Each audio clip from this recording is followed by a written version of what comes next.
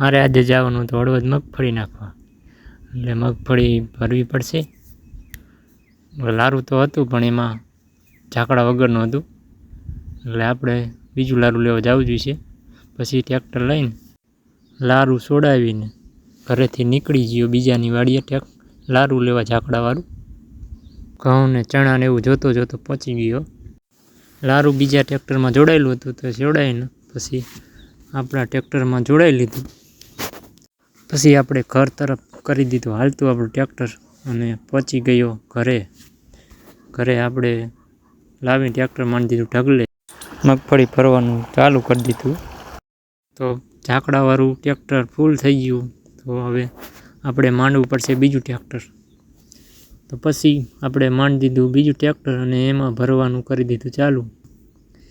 અને પછી આપણે કાલે સવારે નીકળવાનું હતું, તો સવારે વહેલા ઉઠી 2 લારા લઈ જવાના હતો. તો એક બીજું ટ્રેક્ટર લઈ આવ્યો મેસી અને એક મહેન્દ્રા. તો મારે લઈ જવાનું હતું મેસી. હું થઈ ગયો મેસી લઈને હાલતો હળવદ બાજુ. પછી અહીંયાથી હું સીધો કવાડિયાના પાટીએ પહોંચ્યો.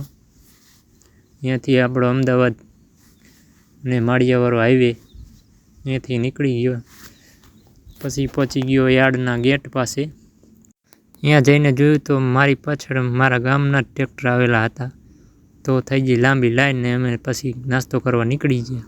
નાસ્તામાં ભજીયા ને ગાંઠિયા ખાઈને અમે બધા છેલ્લે જલેબીથી મીઠું મોઢું કરીને પાછા નીકળી ગયા ટ્રેક્ટર તરફ. અને આ છે હળવદનું માર્કેટિંગ યાર્ડ. પછી આપણો વારો આવી ગયો અને વાગી ગયા હતા 8, એટલે તોલ કરવાનું ચાલુ હતું. કોથળા ફટાફટ ભરવાના ચાલુ હતા. આપણું એક ટ્રેક્ટર ખાલી થઈ ગયું અને આપણે પછી માંડી દીધું આપણું બીજું ટ્રેક્ટર, અને તેનો પણ ઉલારીઓ કરવાનો હતો. એટલે ફટાફટ પાટિયું ખોલી અને કરી નાખ્યો ઉલારીઓ. આપણો તોલ પૂરો થઈ ગયો. પછી આપણે નીકળી ગયા ઘર બાજુ. તો આનો ફૂલ વિડીયો જોવા માંગતા હોય તો આપણી ચેનલમાં જઈ જોઈ શકો છો તમે.